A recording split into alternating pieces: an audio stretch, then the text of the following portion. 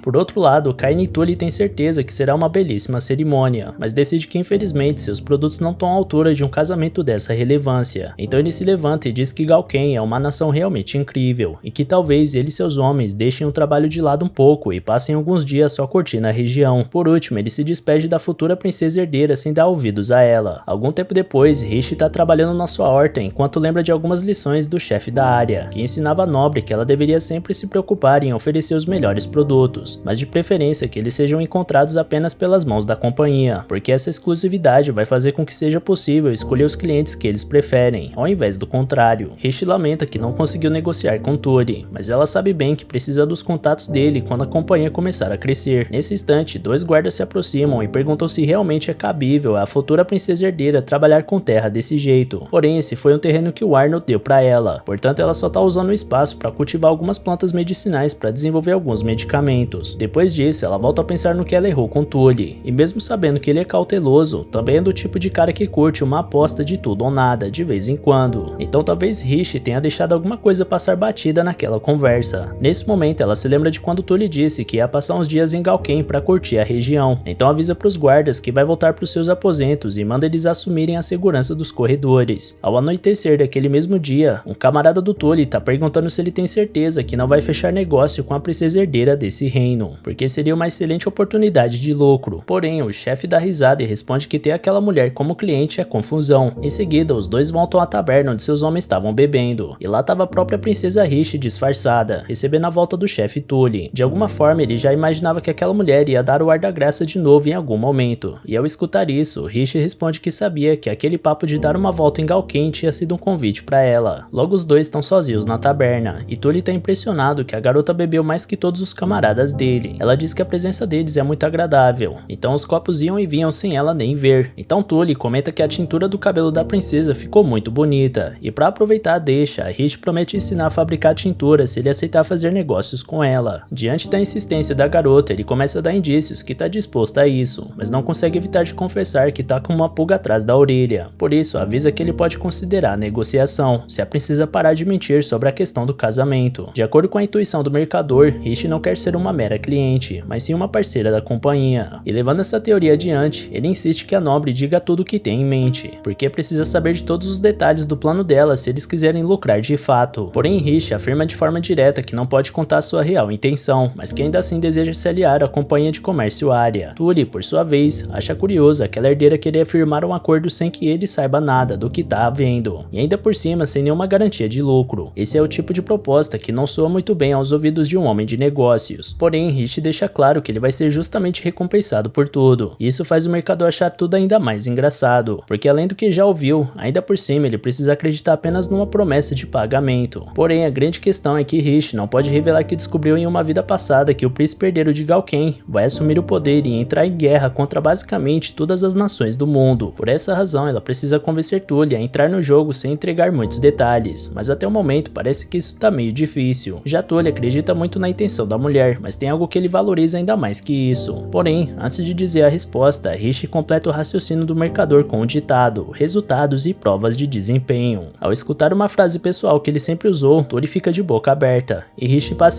passa a ser mais direta, dizendo que vai criar um negócio novo na capital, e conforme a empresa começar a dar lucro, ela espera que o chefe reveja sua postura quanto à proposta dela. A partir daí, Rishi passou a falar a língua do negociante, já que entrar em time que tá ganhando é a garantia para ele botar fé nas palavras da herdeira. Por fim, ele dá uma semana para ver isso ao vivo e se mostra ansioso pelos resultados, enquanto Rishi promete que Tully pode pagar para ver. Finalmente, eles brindam ao futuro, e assim que se levanta para ir embora, a princesa passa um remédio pro Tully dar para os seus homens quando eles acordarem. Obviamente, ele questiona que diabos é isso, mas ela apenas responde que ele vai saber depois que eles tomarem. No meio da madrugada, Rishi volta de fininho para a mansão do seu futuro marido e dá de cara com o mesmo, que reclama que a garota voltou bem tarde para casa hoje. Além disso, Arnold diz que ficou sabendo que a negociação dos produtos do casamento falhou e acha engraçado que um mero comerciante rejeite a proposta de uma futura princesa herdeira. E por mais que ele tenha dito que sua esposa poderia passar os dias em Galken da forma que quisesse, Arnold se aproxima da princesa e observa o comportamento dela após passar a noite com outro homem sozinha. Com essa reação, Rishi pede desculpas por ter saído sem avisar e voltado tão tarde, já que isso poderia manchar a reputação do futuro rei, mas ele responde que não é isso que preocupa ele, então pergunta se por acaso ela tá machucada. Rishi fica surpresa com essa postura do noivo e responde que tá bem. Arnold avisa que vai passar a acompanhar Rishi nas vezes em que ela for visitar a cidade, porque por mais que ele tenha dado a liberdade dela ir e vir como quiser, também prometeu que protegeria sua mulher. Arnold sabe que apenas proibir a princesa de sair por aí vai fazer ela fugir de alguma forma, portanto parece mais certeiro restringir ela com algumas condições. Então Rishi pergunta se é tão fácil assim entender ela, mas pelo contrário, o príncipe diz o quanto é complicado esse jogo, tanto que ele não faz ideia de como será o comportamento dela daqui pra frente. Em seguida, ele questiona como foi o encontro com o chefe da companhia Arya, mas antes de responder, Rishi pergunta se Arnold tá com fome. Logo ela prepara uma sopa pro seu futuro marido, e por mais que ela se mostre preocupada de estar fazendo uma comida ruim, Arnold diz ter gostado da refeição. Ele diz que damas da nobreza não costumam ter muitos dotes culinários, por isso fica surpreso pela qualidade da sopa. E conforme o príncipe dizia isso, Rishi lembrava que em muitas vidas passadas, ela enxergava as refeições apenas como uma forma de não morrer de fome. Depois da janta, Rishi revela seus planos e que tem uma semana para montar seu negócio. Então Arnold afirma que compreende tudo. Rishi pergunta se ele não quer saber o motivo dela ter insistido na companhia Arya, mas como nem o chefe sabe a razão, Arnold imagina que a garota não vai dizer a verdade para ele. Ela confessa que ele tá certo e logo afirma que precisa fazer uma pesquisa sobre a cidade para saber que tipo de empresa ela poderia abrir. E isso faz Arnold dar uma risada de canto de boca e responder que essa será uma batalha difícil. Rishi se incomoda com aquela reação e pergunta se o príncipe tá achando graça disso tudo, mas Arnold Arnold se esquiva da pergunta e manda ela fazer como quiser. Logo ele se levanta para ir embora, mas antes disso, ele pergunta se Rishi já conheceu o irmão mais novo dele. Como ela responde que não, o herdeiro deixa claro que deseja manter as coisas assim, e caso o irmão dele tente se aproximar, ela deve se afastar. Rishi pergunta o motivo disso tudo, mas Arnold acha que a garota não precisa saber. Na mesma noite, Rishi começa a pesquisar informações importantes do reino de Galken, para montar um negócio que realmente dê certo. Ela procura sobre a proporção entre homens e mulheres, a distribuição etária, as transformações na economia e a situação das regiões vizinhas. Além disso, ela procura saber de todos os comerciantes locais para fortalecer seus contatos. Pela manhã, ela vai trabalhar todos os dias no jardim. À tarde, vai conferir os materiais de ensino das criadas e à noite vai cuidar das questões do casamento e estudar a economia de Galken. Portanto, durante um tempo, ela passa algumas noites em claro para conseguir alcançar seu objetivo. Assim, o dia seguinte chega e Arnold tá concordando com a opinião do Oliver que jantar tão tarde não é uma coisa comum pro príncipe, mas por mais que a sopa tivesse boa, ele não sabe se é muito comum colocar ervas medicinais nesse tipo de prato. E Oliver responde que não faz o menor sentido que isso tenha sido incluído na sopa. Já Rishi tá exausta de uma noite cheia de estudos, e seus guardas estão preocupados com a saúde da princesa herdeira, pedindo pra ela não pegar tão pesado. Então eles chegam até o quintal da Rishi, e lá tá dormindo um garoto de cabelo preto, uma cor tão rara nesse continente. Os guardas pedem pra nobre se afastar, mas ela parece curiosa com o garoto dormindo na sua horta. Assim, o moleque acorda e reconhece a mulher na frente dele como a futura esposa do seu irmão. Ele parece encantado por estar conhecendo pessoalmente a garota, já que tentou isso várias vezes enviando cartas expressando esse desejo, mas o irmão nunca respondia nenhuma. Portanto, ele mesmo se apresenta como Theodore August Hain, segundo herdeiro ao trono e irmão mais novo do Arnold. Rishi lembra que o esposo pediu para ela ficar longe desse moleque, contudo ela decide retribuir a gentileza dele, então disse o nome de forma educada. Theodore pergunta o que sua querida cunhada tá fazendo ali fora nesse calor, e ela revela que tá plantando ervas medicinais no canteiro onde ele tá pisando. Com isso, o garoto fica feliz por ter achado uma cama tão macia e tão importante para a saúde, mas uma coisa no solo tá incomodando bastante ele. Preocupada, a princesa agacha para ver o que tá rolando com a sua horta, mas ao invés de comentar sobre as ervas, Theodore diz em voz baixa que quer salvar a princesa, porque uma vez que ela foi trazida à força para esse reino, ela é uma refém e não uma noiva. Apesar disso, Rishi tá ciente da sua posição na família, e inclusive afirma que o irmão mais velho do Theodore trata ela muito bem. Com isso, ele compreende e se despede. Momentos depois, Rishi tá pensativa em relação ao irmão do seu noivo, então pergunta para os guardas por que eles receberam ordens de proibir o contato dela com Theodore, e se por acaso os dois irmãos não se dão bem, mas os soldados estão proibidos de comentar o caso, e com isso, Rishi deixa esse assunto pra lá, visto que a prioridade é o acordo com o chefe. Após mais alguns passos, Rishi encontra seu esposo ordenando que as tropas de Galken permaneçam na cidade, porque a função delas é proteger o povo. O comandante parece indignado com essa decisão, já que os nobres das redondezas precisam de apoio, mas Arnold argumenta que a nobreza tem seus exércitos particulares, bancados pelos fundos da nação, e que isso é o bastante. O comandante responde que o pai do Arnold não vai ficar feliz com essa escolha, mas o príncipe manda os subordinados se colocar no lugar, decretando que não vai discutir mais esse assunto. Por fim, manda o comandante informar cada nobre desse decreto de forma separada, alegando que a proteção do povo pode gerar mais impostos, se continuar sendo eficiente, e isso vai proporcionar o lucro necessário para cada nobreza fortalecer seu corpo militar. Rishi escutou cada palavra desse diálogo, e isso foi um incentivo para mais tarde ela descobrir que aquilo foi a aplicação de uma lei que o Arnold criou, que indenizações de guerra deverão ser usadas para reformas e geração de empregos. Com isso, ela conclui que o príncipe herdeiro realmente se preocupa com o povo, algo bem diferente do que ela pensava na vida passada. Mais tarde, naquela noite, Rishi volta para seus aposentos e recebe uma carta do esposo, pedindo para eles se encontrarem. A princesa vai até a capela onde foi marcado o encontro, mas ao invés de Arnold, lá estava o irmão mais novo dele, Theodore. Curiosamente, Rishi já parecia saber que o caçulo do seu esposo queria encontrar ela, então a princesa já chega mandando ele dizer logo o que procura. Sem cerimônia, Theodore já começa dizendo que para Arnold, tirar a vida das pessoas não é nada demais, mas dessa Rishi já sabe muito bem, já que o homem invadiu inúmeras nações e cometeu massacres por onde passou. Theodore adiciona que ele nem tá falando de tempos de guerra. Em época de conflito, essa sede de sangue tende a se agravar. Entretanto, não são só os inimigos e civis de outras nações que sofrem com a ira do herdeiro de Galken. Arnold foi capaz de eliminar a própria mãe, e também por isso não existe um pingo de honra e decência naquele coração vazio e ganancioso. E é claro, um dia o príncipe vai eliminar a própria Rishi. Theodore diz com um estranho sorriso de quem lançou uma revelação bombástica. Apesar do esforço, Rishi não se surpreende com nenhuma palavra do segundo herdeiro, e diz com convicção que tá ciente dos fatos que envolve seu noivo, e ainda assim decidiu se casar com ele. Depois dessa fala, Rishi pensa sozinha que isso será inevitável, porque um dia Arnold matará seu pai e vai roubar o trono pra si. Com isso, Theodore insiste que a princesa não entendeu o que ele tá dizendo, então ela convoca o próprio próprio Arnold Galken para que seu caçula pudesse explicar pessoalmente para ele. Ao ver seu irmão se aproximando, Theodore logo tenta tirar o dele da reta, dizendo que tudo não passa de um mal entendido e que ele não quis dizer as coisas que disse. Por sua vez, Arnold apenas lembra o jovem que mandou ele ficar bem longe da sua esposa. Constrangido, Theodore abaixa a cabeça e pede perdão, enquanto Rich pede para o seu esposo conversar com o irmão mais novo pelo menos um pouco. Porém, Arnold não pretende trocar mais uma palavra sequer com o garoto, e é incisivo ao chamar sua esposa para ir embora. Nesse meio tempo, Theodore dá uma estranha risada e comenta com a cunhada que foi como ele pensou. Em seguida, ele levanta a cabeça com um olhar cínico de arrependimento e promete pro irmão que nunca mais vai dizer qualquer tipo de coisa maldosa para sua querida noiva. Logo o jovem vai embora e Arnold lembra Rich que também deixou claro que era para ela se manter longe daquele pivete. Porém, ela argumenta que a carta de encontro que recebeu envolvia o nome do noivo, portanto pensou que deveria verificar a situação, por mais que não tivesse certeza que ele realmente estaria lá. Arnold explica que recebeu a resposta dessa carta que não enviou, e por isso teve que aparecer no local marcado na carta para ver do que se tratava. Sendo assim, Rich aproveita para questionar o motivo do Arnold sempre ser chamado de cruel por todos, e por mais que saiba que ele é impiedoso com nações estrangeiras, ela sempre viu o príncipe como alguém atencioso e justo com seu próprio povo. Em resposta, Arnold envolve o pescoço da noiva com as mãos e responde que talvez seja verdade que ele é cruel, mas de qualquer forma ele diz que Rich deve deixar de pensar de forma ingênua se quiser sobreviver nesse palácio. Ainda por cima, ele afirma que só trouxe a princesa para poder usar ela. Apesar disso, Rich diz que sabe muito bem que Arnold foi cuidadoso com ela e acredita que esse seja o verdadeiro eu do seu noivo. Por isso, ela ignora as falas do Arnold e diz que não consegue enxergar ele como alguém cruel, logo chamando ele de querido marido. Dito isso, pela primeira vez, Arnold deixa escapar uma expressão de surpresa ao encarar a determinação da sua noiva e aquele olhar de batalha que ele conheceu tão bem enquanto dizimava nações inteiras. Era o olhar de alguém que não se importa de morrer para manter suas convicções. Com isso em mente, ele diz que é esse sentimento que Rich passa, de alguém que não desistiu de sobreviver e vai lutar até o fim pelo que quer e acredita. E é esse tipo de pessoa que Arnold mais temia em um campo de batalha. Essa revelação deixa Rich incrédula, porque ela não imaginava que o príncipe de Galken poderia sentir medo de alguma coisa. Em seguida, ela revela que tem sonhos constantes em que alguém mata ela. No instante que ela acorda, sabe que tá viva, mas às vezes ela sente medo de já estar morta e descobrir que esse mundo que ela tá vivendo não passa de um sonho eterno, após sua própria morte. Apesar disso tudo, ela decidiu não se entregar e fazer da esperança de uma vida decente sua maior luta. E para conseguir isso, ela tá determinada a ser esposa do Arnold, nada mais que isso. Assim, o príncipe solta o pescoço da sua noiva e beija ela, para logo depois esclarecer que ela não precisa ser determinada para se casar com ele. Na manhã seguinte, Rich tá estudando pela manhã, após mais uma noite em claro e lembrando do beijo que recebeu, enquanto se questiona o motivo do Arnold ter dito que ela não precisa estar determinada a se casar com ele. Então Elsie se aproxima e pergunta se a donzela passou mais uma noite sem dormir. Para tranquilizar a criada, Rich diz que tá tudo bem com ela, mas por dentro ela sabe que tá no seu limite. Nesse meio tempo, Elsie não consegue deixar de reparar nas unhas brilhantes e reluzentes da patroa, e percebendo a curiosidade da Elsie, a princesa explica que essa é a mercadoria que ela vai apresentar pro chefe Tully, e quer que Elsie experimente um pouco dele. Assim, Rich conta que no Oriente as pessoas têm o hábito de tingir as unhas com tintas de flores, então ela pegou isso como base e adicionou cores a um remédio de fortalecimento de unhas. Assim é possível ter estilo e classe mesmo lavando uma roupa. Elsie pergunta se esse produto realmente fortalece a unha, porque as delas são muito quebradiças. Rich informa que a tendência é as unhas quebrarem menos, mas que o principal para evitar isso é comer carne. Com o pagamento atual das criadas, Elsie responde que talvez tenha condições de se alimentar de forma decente, por mais que ela ainda seja pobre e responsável pela alimentação dos seus irmãos. Escutando aquilo, Rich nota que a pobreza é de fato uma raiz profunda do Império de Galken. Então, pintando as unhas da criada, Elsie ressalta que nunca viu nada tão brilhante quanto aquilo. E para presentear a moça, Rich pergunta qual é a cor favorita dela. Elsie não acha que mereça um presente tão caro, mas Rich faz questão que ela escolha um esmalte, e isso faz a garota chorar de alegria, já que sempre foi muito pobre e nunca teve a oportunidade de escolher o que veste ou o que come. Mas depois de tantos anos de sofrimento, ela finalmente se tornou funcionária direta da princesa, e tá recebendo uma coisa tão linda da própria donzela em pessoa. E logo depois, a humilde criada estava compartilhando seu presente com todas as suas colegas de trabalho, e Rich repara que nesse país existem muitas pessoas como Elsie, que reprimem seus sonhos e vontades pelo bem da família, mas ainda assim existem negócios a serem feitos com esse novo produto, e ao apresentar ele pro chefe Tully, o comerciante fica entusiasmado com essa novidade, já enxergando essa tintura para unhas como um artigo de luxo para nobres. No entanto, ele sente que a donzela Rich tem outras ideias para esse produto, e foi aí que a princesa conseguiu abrir negociação com Cain e Tully. Ela joga na mesa um decreto do príncipe Arnold que estabelecia um salário mínimo nesse país. Como bem se lembra, Tully comenta que esse benefício vale para quem consegue o emprego. Então Rich confirma com a cabeça e conta que esse produto novo não é caro nem difícil de fazer, mas em larga escala precisa de muita mão de obra. Portanto, Rishi deseja uma contratação em massa nas regiões mais pobres, e caso Tully consiga garantir que vai fazer isso, ela vai ceder a técnica de preparação do esmalte. Tully acha a ideia magnífica, no entanto, cruza as pernas e diz estar muito decepcionado com a senhorita Rishi. Camille repreende a insolência do mercador, mas a própria princesa estende a mão e diz que tá tudo bem. Isso deu o aval pro Tully continuar seu raciocínio, dizendo pra donzela esperar ele virar clérigo antes de começar a fazer esses trabalhos de caridade. Sem dar ouvidos, Rishi mantém sua proposta de negócios, porque depois da guerra, Galgen estabeleceu várias políticas para beneficiar seu povo, porém não são todos que conseguem esses benefícios, e caso não sejam criados meios para essas pessoas acessarem esses recursos, a economia pode estagnar e, consequentemente, isso vai causar uma queda de arrecadação fiscal e na distribuição de renda. Com isso, Tully sorri e pergunta se a princesa tá dizendo que concentração de riqueza gera pobreza extrema, mesmo já sabendo a resposta. Então Rishi se lembra que uma vez um talentoso negociante disse para ela que comerciantes de primeira classe escolhem seus clientes. No entanto, ao invés de escolher, Rishi pretende criar clientela. Considerando a ideia, Tully solta uma gargalhada e acha a ideia brilhante. Afinal, se as pessoas mais pobres tiverem alguma renda além de só comer para sobreviver, elas poderão gastar com itens como o esmalte, e isso tornará essas pessoas novos clientes. E é a companhia área que vai mais se beneficiar com esse novo mercado consumidor, tendo uma ampla quantidade de cidadãos com dinheiro na mão para gastar. Porém, por mais que Tully esteja olhando unicamente para o lucro que vai conseguir disso, a intenção da princesa é garantir que o povo tenha formas de lutar pelos seus sonhos, ao invés de só trabalhar para sobreviver. Isso poderá transformar o desespero em esperança, uma vez que a tarefa da princesa herdeira é criar negócios que tragam prosperidade ao povo dessa nação. Entretanto, por mais que esteja inclinada a aceitar essa proposta, Tully considera Rishi ingênua por ser tão sincera, porque essa fixação que ela tem pela companhia área pode ser usada contra ela. Inclusive, o chefe tá pensando em uma forma de conseguir isso. Um dos homens do líder comenta que ele tá indo longe demais com esse excesso de honestidade, porém Tully se prepara para listar as desvantagens dessa proposta. Mas antes disso, ele nota que a donzela tinha uma carta na manga, uma carta que ela não gostaria de ter usado, e uma vez na mesa, Tully lê um documento que dizia algo que fez ele perder toda a sua pose de mercador esperto. Assustado, ele pergunta para a princesa como ela sabe disso. Por sua vez, Rishi explicou que usou um método especial para investigar a família do negociante e descobriu que sua irmã, Arya Tully, tem uma doença muito grave. Na verdade, ela conheceu pessoalmente a jovem em sua vida passada, diante do próprio irmão dela. Kainin Tully responde que não é surpresa essa informação ter vazado, já que muitos médicos atenderam sua irmã. Sendo assim, Rishi diz que possui a fórmula para criar um remédio de Renhua, a grande nação do leste, e que essa medicação pode curar a Arya. O chefe da companhia não acredita que uma mulher sem formação em medicina possa salvar sua caçula, mas Rishi lembra do remédio que ela mandou dar para os homens dele outro dia. Na mesma hora, um deles comenta que acordou com uma ressaca terrível, mas que o mal-estar passou assim que usou a medicação dada pela donzela. E como foi a própria princesa que desenvolveu essa fórmula, isso significa que ela possui conhecimentos muito além do que o mercador arrogante poderia prever. Com isso, Tully menciona seu ditado de novo, sobre como mercadores de ponta devem escolher seus clientes, mas que ficou evidente para todos que Rishi Witzner virou o jogo contra ele. A princesa usou todas as manobras para direcionar Tully até tornar ela a única opção. Por isso, ele expressa sua angústia e diz que pode dar tudo o que Rishi quiser para conseguir a cura para sua irmã, mas a mulher logo vê que ele entendeu errado, então deixa claro que vai entregar o método de preparo e as ervas necessárias sem pedir nada em troca, porque jamais usaria a irmã do mercador para tirar vantagem. Contudo, ela espera que essa história faça Tully perceber que as pessoas pobres também têm famílias e fariam de tudo pelo bem delas. Pelos arredores da grande Galken, muitos primogênitos órfãos abrem mão da própria vida para trabalhar e sustentar o resto dos seus entes queridos, que dependem unicamente deles, muitas vezes só para colocar um pouco de comida no prato e nada mais. Tendo essa questão em mente, Rishi só trouxe a caçula Tully para conversa como uma forma indelicada de expor isso. Então, por fim, ela pergunta uma última vez se, diante de todas essas circunstâncias, Kainin Tully estaria disposto a fazer negócios com ela. No que lhe diz respeito, o mercador reflete por um tempo e em seguida se ajoelha na frente da princesa herdeira. Com humildade, ele confessa que o imaturo da conversa sempre foi ele, uma vez que durante todo o diálogo ele somente pensou no próprio lucro, nunca levando em consideração o impacto social da proposta e a prosperidade que poderia sair disso para pessoas que jamais tiveram a oportunidade de sequer pensar em ter um sonho. No entanto, existem várias crianças com uma condição semelhante ou até pior que a irmãzinha dele, e por essa razão, ideias de negócio como a da senhorita Rishi são um meio de fazer com que esse povo sofrido tenha algum tipo de dignidade, saúde e a esperança de dias melhores para suas famílias e a sociedade como um todo. Por isso, em nome dessa honra, Kainin Tully, chefe da companhia de comércio área, se coloca sob as ordens da princesa herdeira de Galken, Rishi Witzner, e após essa negociação, o fim da tarde se aproxima e Rishi se alegra por ter atravessado aquela corda bamba que foi convencer Tully. Ainda assim, assim, não é hora de comemorar, é hora de botar a mão na massa. Então Rishi se levanta para planejar os próximos passos do seu planejamento, mas a rotina exaustiva das últimas semanas faz o corpo dela não responder direito e quase cair. Camille se apressa para socorrer sua senhora, então Rishi pede para ela chamar a Elsie. Horas mais tarde, Oliver vai ver como a princesa tá, mas ela não estava no seu quarto. Na verdade, ela tinha sido raptada por Camille e Elsie a mando do Theodore. E galera, vocês querem continuação desse anime? Se sim, então já comenta aqui embaixo e comenta também qual anime dessa temporada vocês gostariam de ver aqui no canal, beleza? Valeu galera, se cuidem!